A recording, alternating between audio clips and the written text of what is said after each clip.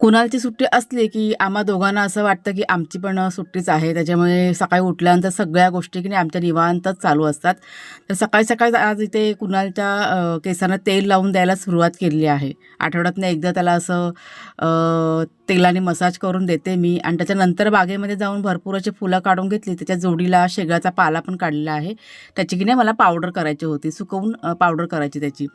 गेले बागेमध्ये कुणालच्या बाबांना थोडीशी इथे मदत केलेली आहे आणि मग मी आले किचनमध्ये जेवण करायला इथे सुरुवात केली. आज चटपटीत जेवण बनणार सुट्टी असल्यामुळे. आमचं बनून झालं होतं. इथे वाघ्या आणि शेरू यांच्यासाठी कुकर लावायला सुरुवात केली आणि कुकर होईपर्यंत इथे किचन थोडंसं आवरलं. कडधान्याच्या बॉटल वगैरे त्या रिकामी झाल्या होत्या. त्या सगळं की नाही कडधान्य वगैरे भरून घेतलं आणि पुसून वगैरे तो खाना जो आहे ना, तो स्वच्छ करून घेतला. कुणालच्या बाबांना म्हटलं केळीचं पान काढून आणा. त्यांनी भलं मोठं पान बघा काढून आणलेलं आहे. त्याचे तुकडे करून घेतले त्यांनी आणि इथे तर कपडे सुकून झाल्यानंतर सगळ्यांना जेवू खाऊ घातलं. आता वाघ्या शेरू पण जाम